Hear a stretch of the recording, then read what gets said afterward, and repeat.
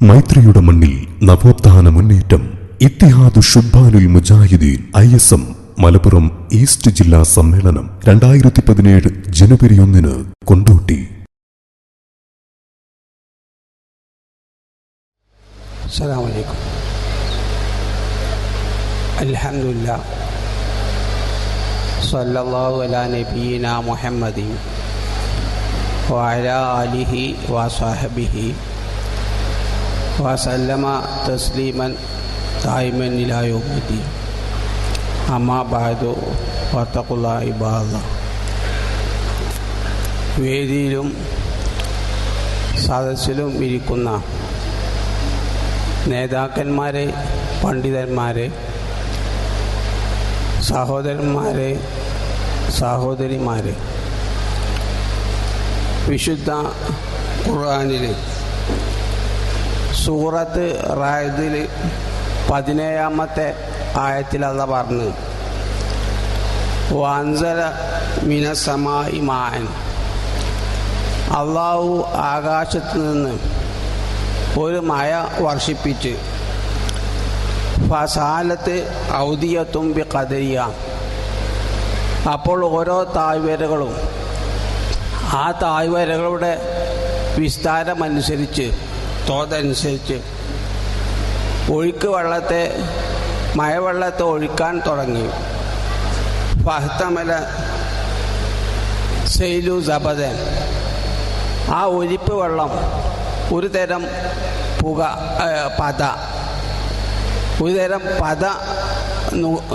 നിവർന്ന പത ഉണ്ടായി ആ ഒഴുക്ക് വെള്ളത്തിൽ.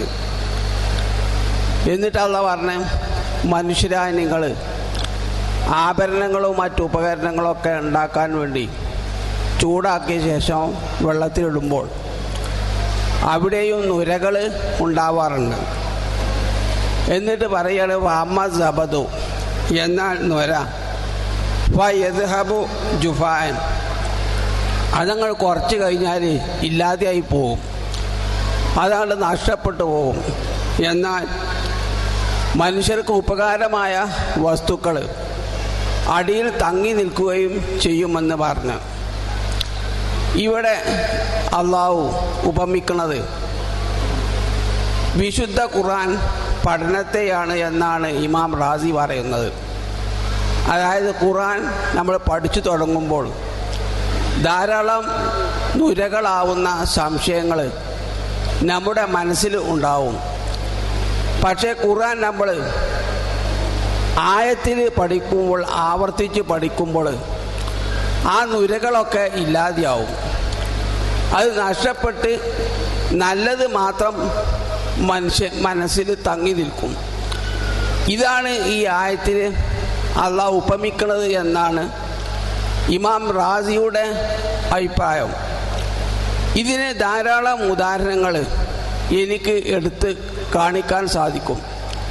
എങ്കിലും സന്ദർഭോചിതമായ ഒരു വിഷയം മാത്രം ഞാൻ ഉദാഹരണമായി പറയുകയാണ്. അതായത് ഖുർആൻ നിങ്ങൾ ഒരു പ്രാവശ്യം ആദ്യം മുതൽ അവസാനം വരെ പഠിച്ചാൽ മാത്രം പോരാ.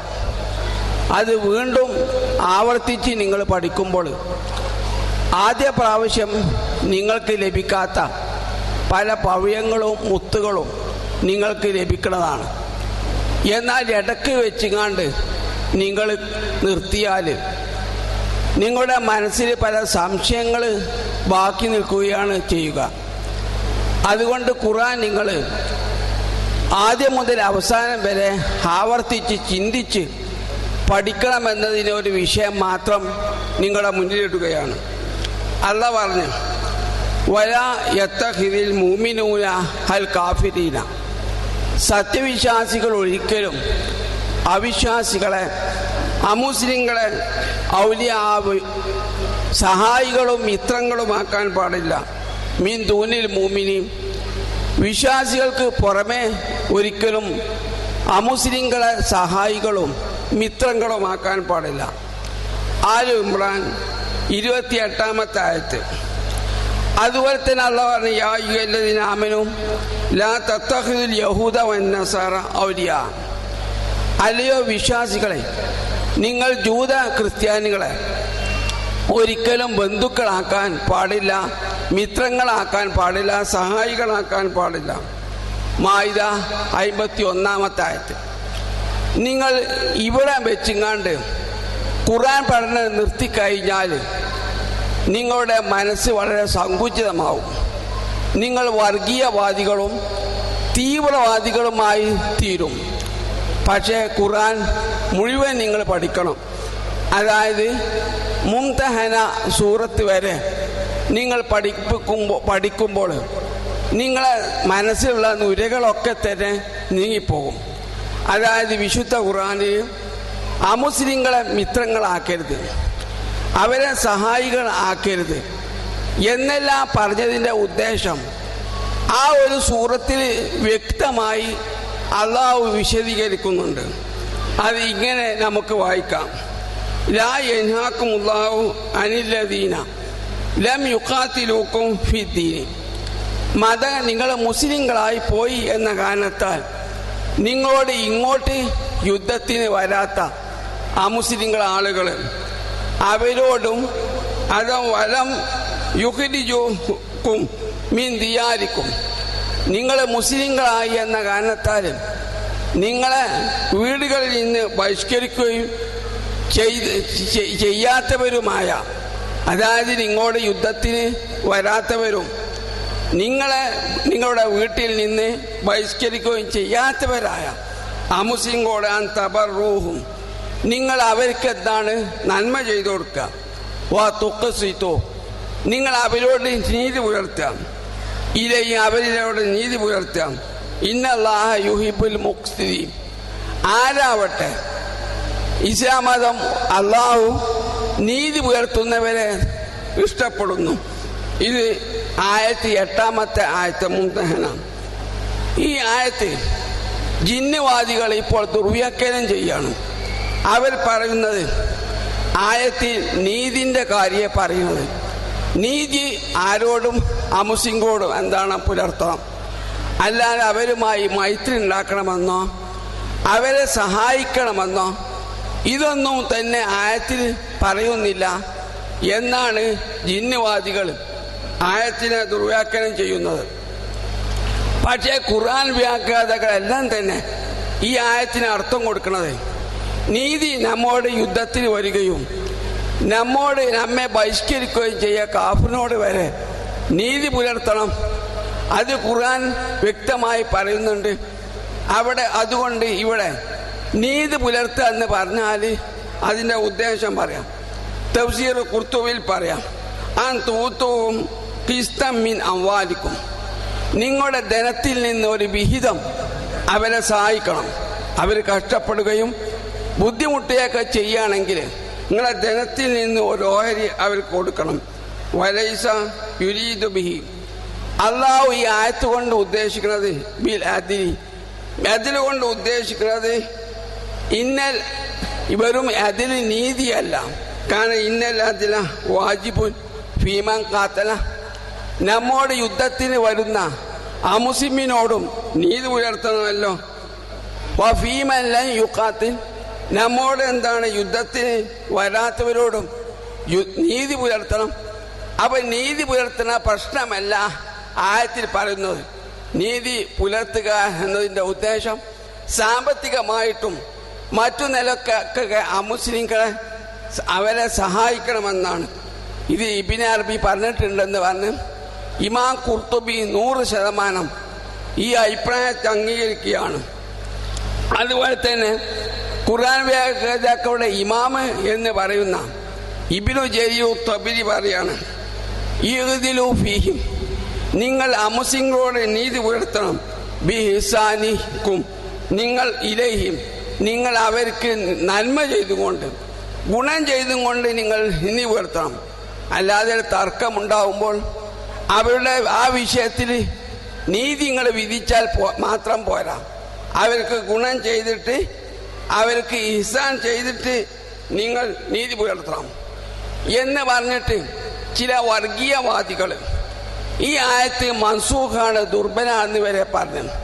ഇവർക്ക് ഇമാം ബുഖാരി ഉദ്ധരിച്ച, മുസ്ലിം ഉദ്ധരിച്ച ഹദീസ് ദുർബലമാക്കുന്നതിനാണ് മനപ്രയാസം. അല്ലാണ്ട് ഖുർആന്റെ ആയത്തുകൾ ദുർബലമാക്കുന്നതിന് പ്രയാസമില്ല. അപ്പൊ ഇവർക്ക് ഈ ആയത്തുണ്ടാവുമ്പം വർഗീയവാദം മുസ്ലിങ്ങളുടെ ഇടയിൽ പ്രചരിപ്പിക്കാൻ സാധ്യമല്ല.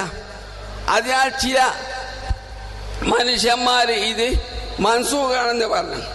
അതിനെക്കുറിച്ച് ഇബ്നു ജരീർ റഹിമഹുല്ലാഹ് പറയാം, വലാമായിന ലി ഖൗലി മൻ ഖാല അന്നഹു മൻസൂഖുൻ. ഈ ആയത്ത് ദുർബലമാണ് എന്ന് പറഞ്ഞവിടെ ആ വാക്കിന് അഭിപ്രായത്തിന് യാതൊരു പരിഗണനയും ഇല്ല. ഇനി പള്ളി ദർസുകളിൽ വരെ വളരെ അടിസ്ഥാനമാക്കുന്ന തഫ്സീറാണ് തഫ്സീർ മദാരിക് എന്ന് പറയും.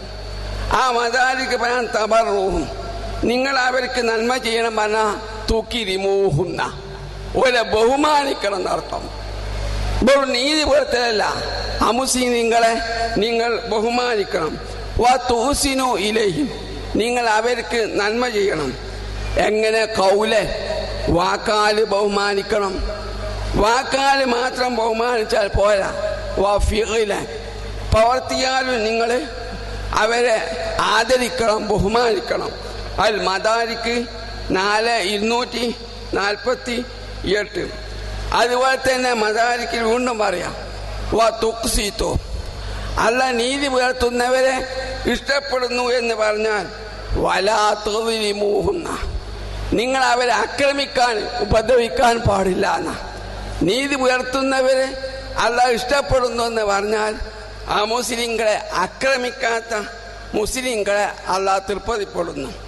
വൈദാനഹ അനി ദുൽമി ഫി ഹഖിൽ മുശ്രിക്കി, ഒരു ബഹുദൈവ വിശ്വാസിയെ ദുൽമ ചെയ്യാൻ ആക്രമിക്കാൻ പാടില്ല എന്ന് പറയുമ്പോൾ കൈഫ ഫി ഹഖിൽ മുസ്ലിമി, ഒരു മുസൽമാനെ ഉപദ്രവിക്കൽ എത്രത്തോളം ഗൗരവമായിരിക്കും എന്ന് ഇമാം മദാരിക് തഫ്സീർ മദാരിക് തന്നെ ഉണർത്തുകയാണ്.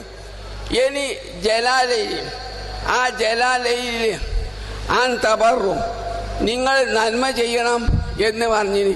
ബിൽ അദിലി, നീതി പുലർത്തിക്കൊണ്ട് നന്മ ചെയ്യണം എന്ന് കൊടുത്ത് അതിനെ വ്യാഖ്യാനിച്ചും കൊണ്ട് തഫ്സീർ സാവി പറയാം, വഹാദ, നീതി പുലർത്തല് ലാ യഖ്തസു ആഉലായി, നമ്മോട് യുദ്ധത്തിനും നമ്മെ ബഹിഷ്കരിക്കുകയും ചെയ്യാത്ത, യുദ്ധത്തിന് വരാത്ത, നമ്മെ ബഹിഷ്കരിക്കാത്തവരോട് മാത്രം പോരാ.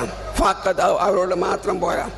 ബലിൽ അദിലു വാജിബുൻ മാ കുല്ലി അഹദി, നമ്മോട് യുദ്ധത്തിന് വരുന്ന അമുസ്ലിമിനോടും നമ്മളെ വീട്ടിൽ നിന്ന് ബഹിഷ്കരിക്കുന്ന അമുസ്ലിമിനോടും നീതി പുലർത്തണം. അതുകൊണ്ട് ഇവിടെ ഉദ്ദേശം നീതിയല്ല.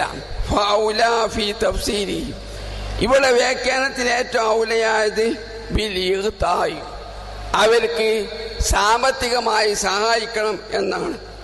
അതായത് തുക്സിത്തുവും തോത്തവും, നിങ്ങൾ അവർക്ക് നൽകുക. കിസ്തമ്മിൻ അംവാലിക്കും, നിങ്ങളെ ധനത്തിൽ നിന്ന് ഓരി അവർക്ക് നൽകുക. തഫ്സീർ സാവി എന്ന് പറഞ്ഞാൽ സുന്നികൾ വരെ തലയിലേറ്റി നടക്കുന്ന തഫ്സീറാണ്. ആ തഫ്സീർ 498 പറയുകയാണ്. ഇനി ഈ ആയത്ത് മുംതഹനിലെ ആയത്തിൽ വെറും നീതിന്റെ വിഷയമല്ല പറയുന്നത് എന്നതിന് ഏറ്റവും വലിയ തെളിവ് ഈ പുസ്തകമാണ്. ഈ പുസ്തകം കരുവള്ളി മുഹമ്മദ് മൗലവി മലയാളത്തിലേക്ക് എഴുതിയതാണ്. ഇതിലെ ആമുഖത്തിൽ പറയുന്നത്, ഇത് ഇബ്നു ബാസ് അടക്കമുള്ള പ്രഗത്ഭരായ 4 പണ്ഡിതന്മാരുടെ, ഗൾഫ് പണ്ഡിതന്മാരുടെ ഫത്വയാണ്. അദ്ദഅവ മാസികയിൽ വന്ന ഫത്വയാണ്. ഈ ഫത്വ ഞാൻ മലയാളത്തിലേക്ക് പ്രസിദ്ധീകരിക്കുകയാണ് എന്ന് പറഞ്ഞിട്ടാണ് കരുവള്ളി മുഹമ്മദ് മൗലവി അവതാരിക എഴുതുന്നത്. ഇത് പ്രസിദ്ധീകരിച്ച് കോട്ടക്കൽ ISM ആണ്, നമ്മൾ ഭിന്നിക്കണ മുമ്പാണ്. ഇതിലെ ആദ്യത്തെ ചോദ്യവും മറുപടി ഞാൻ നിങ്ങളെ കേൾപ്പിക്കാം. ആദ്യത്തെ ചോദ്യം തന്നെ പറയാം. അവിശ്വാസികൾ ധാരാളം നിവസിക്കുന്ന കേരളത്തിലെ ആള് അദ്ദഅവിയിലേക്ക് ഇബ്നു ബാസ് അടക്കമുള്ള 4 പണ്ഡിതന്മാർക്ക് എഴുതി ചോദിക്കാം. അവിശ്വാസികൾ ധാരാളം നിവസിക്കുന്ന നാട്ടിലാണ് ഞങ്ങൾ താമസിക്കുന്നത്. ഞങ്ങൾ ബലിപെരുന്നാളിന് ഉദിയത്ത് നിർവഹിക്കാറുണ്ട്. അതിൽ നിന്ന് ധർമ്മം ചെയ്യുന്ന മാംസം അമുസ്ലിങ്ങൾക്കും കൊടുക്കാമോ എന്ന കാര്യത്തിൽ അഭിപ്രായ വ്യത്യാസങ്ങളുണ്ട്. അതിനാൽ ഈ മാംസവും മറ്റു ദാനധർമ്മങ്ങളും അവിശ്വാസികൾക്ക് കൊടുക്കുന്നതിൻ്റെ മതവിധി എന്താണ്? ഈ ചോദ്യത്തിന് ഈ 4 പണ്ഡിതന്മാർ ഫത്വ കൊടുക്കുന്നത് ധാരാളം ആയത്തും ഹദീസും ഉദ്ധരിച്ച് ഫത്വ കൊടുക്കുന്നത് ഉദയത്തിൻ്റെ മാംസം അമുസ്ലിം കൊടുക്കണമെന്നാണ്. കൊടുക്കാമോ എന്നാണ് ചോദ്യം. കൊടുക്കണം എന്ന് പറയുകയാണ്. കൊടുക്കാമോ എന്ന് ചോദിക്കരുത്, കൊടുക്കണം എന്ന് പറയണം. കൊടുക്കണം. അതിൽ ഏറ്റവും വലിയ തെളിവ് ഉദ്ധരിച്ചത് മുംതഹന സൂറത്തിലെ ഞാൻ നിങ്ങളെ ഓതിക്കേൽപ്പിച്ച ഈ ആയത്താണ്. നിങ്ങളുടെ യുദ്ധത്തിന് വരാത്ത അല്ലെങ്കിൽ നിങ്ങളെ ബഹിഷ്കരിക്കാത്ത അമുസ്ലിങ്ങൾക്ക് എന്ത് നന്മയും നിങ്ങൾക്ക് ചെയ്തു കൊടുക്കുന്ന ഈ ആയത്താണ്. അപ്പൊ ഇബ്നു ബാസ് ഗൾഫിലെ അറബികളും വരെ മനസ്സിലാക്കിയത് മുംതഹന സൂറത്തിൽ പറയുന്നത് കേവലം നീതിയുടെ കാര്യമല്ല എന്ന്. ഇനി തഫ്സീറിന്റെ ഒന്നും ആവശ്യമല്ല. 9ാമത്തെ ആയത്ത് തന്നെ ഇത് വ്യക്തമാക്കണം. അല്ലാഹ് പറയാണ് ഇന്നമാ യൻഹാകുമുല്ലാഹു. അല്ലാഹ് അങ്ങോട്ട് വിരോധിക്കണത് എവിടെ? അമുസ്ലിങ്ങളോട് മൈത്രി പാടില്ല, അമുസ്ലിങ്ങളോട് സഹായികളാക്കാൻ പാടില്ല എന്നൊക്കെ എവിടെ അല്ലാഹ് പറഞ്ഞിട്ടുണ്ടോ അവിടെയൊക്കെ ഉദ്ദേശം അനില്ലദീന കാത്തലൂക്കും, നിങ്ങളോട് യുദ്ധം ചെയ്യുന്നവരാണ്, ഫി ദീനി മതത്തിന്റെ വിഷയത്തിൽ, വഅഖ്റജൂക്കും നിങ്ങളെ ബഹിഷ്കരിക്കുന്നവരാണ്, മിൻ ദിയാരിക്കും നിങ്ങളുടെ വീട്ടിൽ നിന്ന്, വലാഹറു അലാ ഇഖ്റാജിക്കും നിങ്ങളെ ബഹിഷ്കരിക്കാൻ സഹായിച്ചവരോടുമാണ്. അൻതവല്ലൗഹുന്ന വിലായത്ത് എന്ന പറഞ്ഞതിനെ ഉപയോഗിച്ച് പറയാണ് കൂട്ടരെ, അല്ലാഹ് ഔലിയാക്കളാക്കരുതെന്ന അതേ പദം വരെ ഉപയോഗിച്ച് പറയാണ്. ഇവരോടാണ് വിലായത്ത് പാടില്ല എന്ന് പറഞ്ഞത്. വമയത്തവല്ലോ ഇവരോട് വിലായത്ത് മൈത്രി സ്ഥാപിച്ചാൽ ഫൗലായി ഖൗമുല്ലാലിമൂൻ അവര് അക്രമികളാണ് എന്ന് പറയാം. അപ്പം തഫ്സീറിൻ്റെ ഒന്നും ആവശ്യമല്ല, കേവലം നീതിൻ്റെ വിഷയമല്ല ഇവിടെ പറയുന്നത്. നീതി ആരോട് വേണം? എൻ്റെ പിതാവും ഒരു RSSകാരനും തർക്കത്തിലാണ്. അവിടെ നീതി RSSന്റെ കൂടെയാണെങ്കിൽ ഞാൻ എൻ്റെ പിതാവിനെതിരായും RSSകാരൻ്റെ കൂടെ നിൽക്കണം. എൻ്റെ മാതാവിന് എതിരാണെങ്കിൽ ഞാൻ എൻ്റെ മാതാവിനെതിരായി ഞാൻ BJPക്കാരൻ്റെ RSSകാരൻ്റെ കൂടെ നിൽക്കണം. ഇവിടെ അല്ലാഹ് പറയുന്നത് വെറും നീതിൻ്റെ വിഷയമല്ല, നീതി ആരോടും പുലർത്തണം. ഇവിടെ പറയുന്നത് നീതി എന്നുള്ള ഉദ്ദേശം ഗുണം ചെയ്തു കൊടുക്കാം, ഓലെ ബഹുമാനിക്കുക, ഇക്റാം ചെയ്യുക. ഇതാണ് ആയത്തിൽ പറഞ്ഞതിൻ്റെ ഉദ്ദേശം. ഇത് തന്നെ ഈ പറഞ്ഞത് തന്നെ. അതായത് ഇസ്ലാമിനോട് യുദ്ധത്തിന് വരുന്ന, ഇസ്ലാമിനെ മുസ്ലിമാനെ ബഹിഷ്കരിക്കുന്ന കാഫിറുമായി അവിശ്വാസിയുമായി സ്നേഹബന്ധം പാടില്ല എന്ന് പറഞ്ഞത് തന്നെ ഈ വിശാലമായ ഒരു ഇസ്ലാമിക രാഷ്ട്രത്തിൽ ഭൂരിപക്ഷമായി മുസ്ലിങ്ങൾ ജീവിക്കുമ്പോഴാണ്. നേരെ മറിച്ച് അമുസ്ലിങ്ങളുടെ രാഷ്ട്രമാണ്, ഭൂരിപക്ഷത്തിൻ്റെ ഇടയിൽ ന്യൂനപക്ഷമായി ജീവിക്കണം. എന്നാൽ നിങ്ങൾക്ക് അതറിയോ?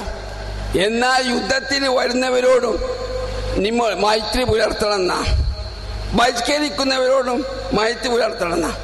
അതിനാണ് ഖുർആൻ മുഴുവൻ പഠിക്കണം, ചിന്തിച്ച് പഠിക്കണം എന്ന് പറഞ്ഞത്. അല്ലാഹ് പറഞ്ഞ് ലാ യത്തഖിദുൽ മുഅ്മിനൂനൽ കാഫിരീന ഔലിയാ, കാഫിരീങ്ങളെ മൈത്രി ബന്ധുക്കളാക്കരുതെന്ന് പറഞ്ഞിട്ട് പറയാം. ആയത്ത് അവസാനിപ്പിക്കുക എങ്ങനെയാ?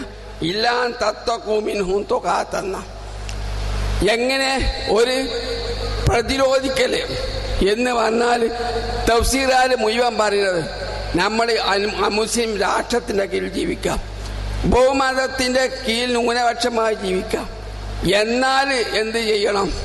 നമ്മെ ബഹിഷ്കരിക്കുകയും നമ്മോട് യുദ്ധത്തിന് വരുന്നവരോടും നമ്മൾ എന്ത് വേണം? സ്നേഹബന്ധം പുലർത്തണം. ഓല അക്രമത്തിൽ നിന്ന് രക്ഷപ്പെടാൻ വേണ്ടി നമ്മളെ ആക്രമിക്കുന്ന അമുസ്ലിങ്ങള് അവരോട് വരെ സ്നേഹബന്ധം പുലർത്തണമെന്ന് ശേഷമുള്ള പറയാം. ഇല്ല തത്തഖൂ മിൻഹും തുഖാത്ത.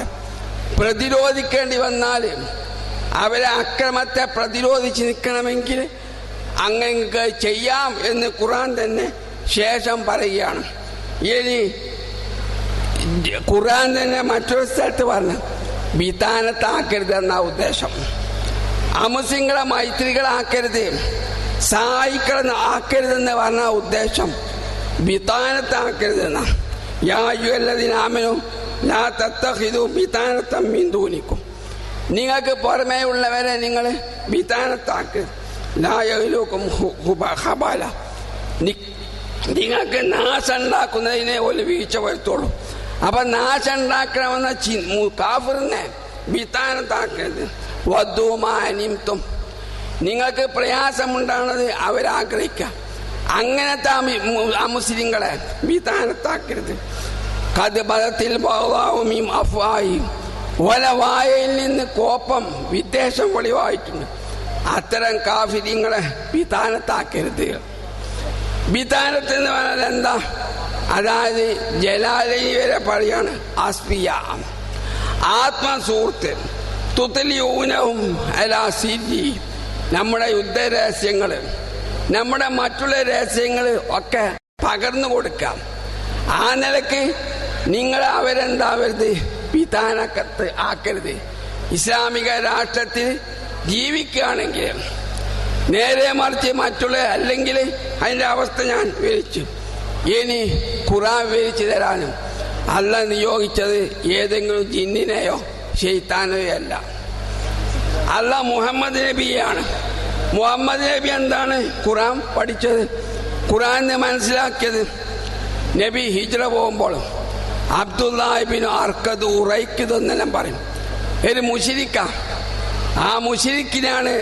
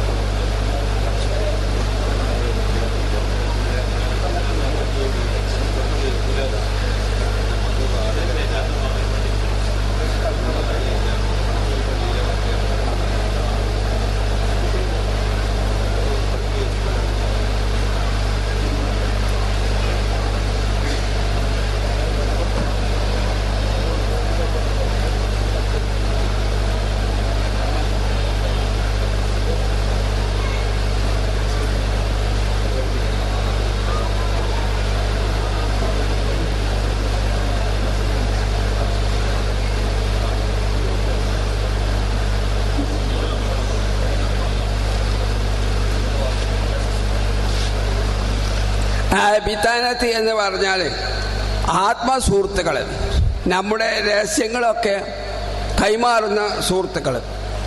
ഇനി നബിശ്വാസം വ്യാഖ്യാനിക്കണത്, നബി മക്കയിൽ നിന്ന് ഹിജ്റ പോവുക.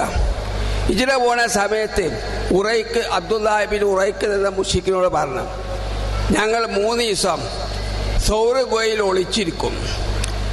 അങ്ങനെ 3 ദിവസം കഴിഞ്ഞാൽ വാഹനവുമായി നീ വരണമെന്ന് പറയണം. ആരോടാ പറയുന്നത്? മുശ്രിക്കിനോട്. കാരണം നബി അന്ന് ന്യൂനപക്ഷ മക്കയില. അവൻ ന്യൂനപക്ഷത്തിന്റെ കീഴിൽ ജീവിക്കുക മുസ്ലിങ്ങളുടെ ഇടയിൽ. അപ്പോൾ നബി സല്ലല്ലാഹു അലൈഹി വസല്ലം ഈ മുശ്രിക്കിനെയാണ് തൻ്റെ ജീവന്റെ മേല്, തൻ്റെ സുഹൃത്തായ അബൂബക്കറിന്റെ ജീവന്റെ മേല് വിശ്വാസം അർപ്പിക്കുന്നത്. ഇത് ഇമാം ബുഖാരി ഉദ്ധരിച്ച ഹദീസാണ്, 3905. ഇത്ര ഹദീസ് ഇവർ കാണൂല. ഇവർ കാണുക ഒരു ജൂതൻ മുഹമ്മദ് നബിക്ക് സീർ ചെയ്തു. 6 മാസത്തോളം നട്ടം തിരിഞ്ഞു, ബുദ്ധിക്ക് സ്ഥിരതായ ഭ്രാന്തനായി നടന്നു. അത് ഇവർക്ക് ഖുർആനെ പോലെ 1-ാം പ്രമാണം. അവിടെ ഹദീസ് ഇവർക്ക് 1-ാം പ്രമാണം, ഖുർആൻ 1-ാം പ്രമാണമല്ല. ഈ ഹദീസ് ഇവർ കാണൂല. ഇനി പറയാണ് വഖദ് റൂയ അന്ന നബിയ അമറ യസ്തത്തിബ ഹാരിസ് ബിൻ കിൽദ വകാന കാഫിറൻ. മുഹമ്മദ് നബി ഹാരിസ് എന്ന പേരുള്ള കാഫിറിനെ വൈദ്യനാക്കുന്നു, ഡോക്ടറാക്കിയിരുന്നു. ഒരു അമുസ്ലിമിനെയാണ് നബി ഡോക്ടർ ചികിത്സിച്ചിരുന്നത്. ഇത് ആദാബു ശരിയ എന്ന ഗ്രന്ഥത്തിൽ 2-ാമത്തെ പേജ് 95-ാമത്തെ ഇത് പറയാം. ഫിഖ് സുന്നയിലും അമുസ്ലിങ്ങളെ നമുക്ക് വൈദ്യന്മാരാക്കാം എന്നതിന് ഫിഖ് സുന്ന എന്ന ഗ്രന്ഥത്തിലും ഇതാണ് ഉദ്ധരിക്കുന്നത്. ഇനി അല്ലാഹ് പറയുകയാണ്, അൽയൗമ ഉഹില്ല ലക്കുമു ത്വയ്യിബ, ഇന്നേ ദിവസം നല്ലത് നിങ്ങൾക്ക് അനുവദിച്ചു. വാ തഅമുല്ലദീന ഊത്തുൽ കിതാബ ഹില്ലുൽ ലക്കും, വേദക്കാരുടെ ഭക്ഷണം നിങ്ങൾക്ക് അനുവദനീയമാണ്. വാ തഅമുഹും, നിങ്ങളെ ഭക്ഷണം അവർക്കും അനുവദനീയമാണ്. പിന്നെ വൽ മുഹ്സനാത്തു മിനല്ലദീന ഊത്തുൽ കിതാബ മിൻ ഖബലിക്കും, നിങ്ങളിൽ നിന്ന് നല്ല വേദം നൽകിയ ജൂത ക്രിസ്ത്യാനികളെ പെൺകുട്ടികളെ കല്യാണം കഴിക്കുകയും ചെയ്യാം. മായിദ 5-ാമത്തെ ആയത്ത്. അപ്പോൾ ജൂത ക്രിസ്ത്യാനികളെ മൈത്രി ബന്ധുക്കളാക്കരുതെന്ന് പറഞ്ഞാൽ അതേ ഖുർആൻ പറയാം. അവരെ പെൺകുട്ടികളെ കല്യാണം കഴിക്കാം. ഓല ഭക്ഷണങ്ങൾക്ക് തിന്നാം, നിങ്ങളെ ഭക്ഷണം ഓർക്കും തിന്നാം. നമ്മുടെ ഭക്ഷണം ഓർക്ക് തിന്നാന്ന് ഓലല്ലേ പറയേണ്ടത്, ഓല മതല്ലേ പറയേണ്ടത്, നമ്മളാണോ പറയേണ്ടത്? അപ്പൊ നമ്മള് അല്ലാഹ് പറഞ്ഞതിനാ നിങ്ങളെ ഭക്ഷണമൊക്കെ ഓർക്ക് കൊടുക്കാം. നിങ്ങൾ നോമ്പ് ഓർക്കുമ്പോൾ ഓല വിളിക്കാം, ആ ഭക്ഷണം കൊടുക്കാം. പെരുന്നാളിന്റെ ഭക്ഷണം കൊടുക്കാം. നിങ്ങളെ ഭക്ഷണം അവർക്ക് അനുവദനീയമാണെന്നുകൊണ്ട് ഉദ്ദേശിക്കുന്നത് അവർക്ക് നിങ്ങളെ ഭക്ഷണങ്ങൾ നൽകാമെന്നാണ്. ഇനി ഇമാം ഖുർത്തുബി ഉദ്ധരിക്കാണ്, ഖുർത്തുബി ഉദ്ധരിക്കുകയാണ്. ഇബ്നു കസീർ പറയാണ്, ഖുർത്തുബിന്റെ വാക്ക് പറയാം. നബീന്റെ അടുത്ത് കുറെ ആളുകൾ നിവേദക സംഘമായി വന്നു. 60 പേരുണ്ടായിരുന്നു. അവരെ നബി ആദരിക്കുകയും പള്ളിയിൽ താമസിപ്പിക്കുകയും ചെയ്തു. എന്തിന്? മുസ്ലിങ്ങളെ നിസ്കാരങ്ങളും മറ്റും അവർ കാണാൻ വേണ്ടി. അങ്ങനെ കാഫിരിങ്ങൾക്ക് നബി പള്ളി അനുവദിക്കുകയാണ്. ഈ സംഭവം ഖുർത്തുബി ഉദ്ധരിച്ച ശേഷം ഇബ്നു കസീർ പറയാണ്, ഈ സംഭവം ഖുർത്തുബി ഉദ്ധരിച്ചിട്ടുണ്ട്, ഈ സംഭവം ശരിയാണ് എന്ന് അദ്ദേഹം ഇസാദുൽ മഅദിൽ പറയുകയാണ്. ഇനി അബൂ താലിബ് മരിച്ചപ്പം നബി എല്ലാ സംസ്കരണ ക്രിയകളും ചെയ്തു കൊടുക്കാൻ പറഞ്ഞു, കുളിപ്പിക്കാൻ പറഞ്ഞ് കബറടക്കാനൊക്കെ പറഞ്ഞു. ഈ ഹദീസ് ഉദ്ധരിച്ചിട്ട് ഇമാം നബി പറയാം, ഇന്ന മദ്ഹബന, നമ്മുടെ മദ്ഹബ്, അന്നലിൽ മുസ്ലിമി, മുസ്ലിങ്ങൾക്കുണ്ട് ഉസ്ലോ, അവിശ്വാസികൾ മരിച്ചാൽ ഓലെ കുളിപ്പിക്കാം. വാ ദഫനു, ഓലെ കബറടക്കാം.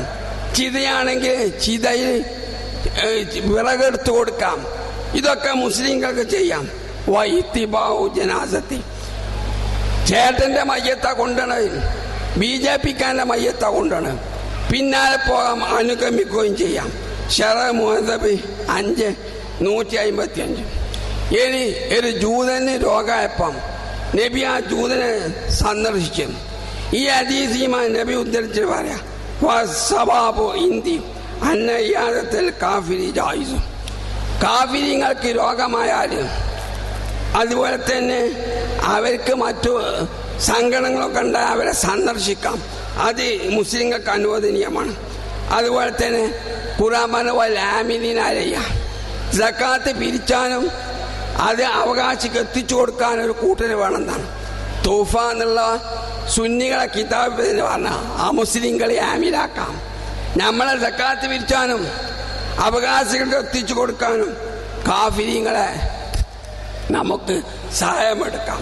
സമയത്തിന്റെ കുറവ് കാരണം ഞാൻ ഇതുപോലുള്ള സംഭവങ്ങൾ ധാരാളം എഴുതി കൊണ്ടുവന്നിരുന്നു, അതിലേക്ക് പ്രവേശിക്കില്ല. അവസാനമായി എനിക്ക് പറയാനുള്ളത്, അതായത് ന്യൂനപക്ഷമായ മുസ്ലിങ്ങൾ, ഭൂരിപക്ഷത്തിന്റെ വർഗീയത അത് ഇല്ലാതാക്കാനും വർഗീയത കുറക്കാൻ വേണ്ടിയും അതുപോലെ തന്നെ ഓണം എന്നത് ഒരു ദേശീയമായ ആഘോഷമാണ്.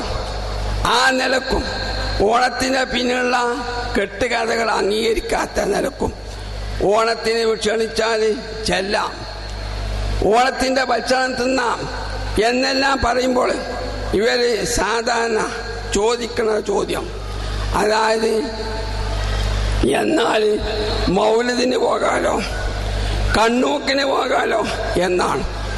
ഈ വർഗത്തിന് എന്താണ് ഇസ്ലാം എന്ന് അറിയില്ല. കാരണം അമുസ്ലിങ്ങളോട് പെരുമാറാൻ പറഞ്ഞ മര്യാദകൾ അത് ഒരിക്കലും മുസ്ലിങ്ങളുടെ ഇടയിൽ ബിദഅത്ത് ചെയ്യുന്ന കൂട്ടരോട് പാലിക്കാൻ ഇസ്ലാം ഒരിക്കലും പറയില്ല. ഇസ്ലാമിൽ ചില മര്യാദകളുണ്ട്, ഇസ്ലാമിൽ ചില ചിട്ടകളുണ്ട്, അത് നമ്മൾ പാലിക്കണം. ഉദാഹരണത്തിന് പറയാണ് വിവാഹം ശരിയാവണമെങ്കിൽ വലിയ വേണം, മഹർ വേണം, ഇതൊക്കെ വേണം. പക്ഷേ ആ മുസ്ലിങ്ങളെ വിവാഹം ഇസ്ലാം അത് അംഗീകരിക്കുക. ഇസ്ലാമിലേക്ക് ദമ്പതിമാര് ആ മുസ്ലിം ദമ്പതിമാര് പോയാൽ പുതിയ നിക്കാഹിന്റെ ആവശ്യമില്ല. മഹറില്ലാതെ വലിയില്ലാതെ ചർച്ചിൽ വെച്ച് പുരോഹിതന്മാർ നടത്തി ക്ഷേത്രത്തിൽ വെച്ച് നടന്ന വിവാഹം ഇസ്ലാം അംഗീകരിക്കുക. പക്ഷേ മുസ്ലിങ്ങളെ വിവാഹം അംഗീകരിക്കുക, വലിയില്ലാത്ത വിവാഹം, മഹറില്ലാത്ത വിവാഹം. അതുപോലെ തന്നെ തബൂക്ക് യുദ്ധത്തിന് വരാത്ത 3 അമുസ്ലിങ്ങളെ നബി ബഹിഷ്കരിച്ചു. ഓരോട് കച്ചവടം ചെയ്യാൻ പാടില്ല, ചരക്ക് വിൽക്കാൻ പാടില്ല എന്ന് പറഞ്ഞു. എന്നാ ഒരിക്കലും മുസ്ലിങ്ങളെ നബി ബഹിഷ്കരിച്ചില്ല, അമുസ്ലിങ്ങളെ ബഹിഷ്കരിച്ചില്ല. അതുപോലെ തന്നെ നബി പറഞ്ഞ ജമാഅത്തിനെ അവഹേളിച്ചുകൊണ്ട് ജമാഅത്തിന് വരാത്ത മുസ്ലിങ്ങളെ വീട്, മുനാഫികളുടെ വീട് കരിക്കാൻ ഞാൻ ഉദ്ദേശിക്കുന്നതാണ്. അത് പറഞ്ഞ നബി ആ മുസ്ലിങ്ങളെ വീട് കരിക്കാൻ ഞാൻ ഉദ്ദേശിക്കണമെന്ന് പറഞ്ഞില്ല. അപ്പോൾ ഓരോ പ്രസ്ഥാനത്തിൽ വെച്ചിട്ടുണ്ടോ, ലീഗാര് തെറ്റ് ചെയ്താൽ ലീഗാരെ പിരിച്ചുവിടും, കോൺഗ്രസ്സുകാരെ പിരിച്ചുവിടൂല. കോൺഗ്രസ്സുകാരെ തെറ്റ് ചെയ്താൽ കോൺഗ്രസ്സുകാരെ പിരിച്ചുവിടും, സഹാക്കളെ പിരിച്ചുവിടൂല. ഇതുപോലും മനസ്സിലാക്കാതെയാണ് ഈ കൗമ ചോദിക്കുന്നത്, എന്നാ കണ്ണൂക്ക് പോയിക്കൂടെ, നിങ്ങൾക്ക് മൗലിദിന് പോയിക്കൂടെ. ഇത് രണ്ടാണ്.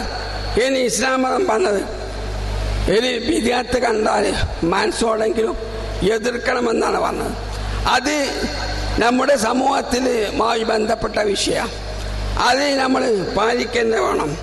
ഇനി എത്രത്തോളം പറഞ്ഞു മുസ്ലിങ്ങൾ ശരിക്കും ഈമാൻ അമൽ സാലിൻ്റെ സയജലുലഹുമുർ റഹ്മാൻ ബുദ്ധ പഠിച്ചോം നമ്മുടെ BJPക്കാരുടെ മനസ്സിൽ നമ്മളെ ആദരിക്കണ ആ ഇതുണ്ടാകും എന്ന് പറഞ്ഞാൽ നമ്മൾ എന്ത് നിസ്കാരം നോമ്പല്ല അവിടെ ഉദ്ദേശിക്കുന്നത്.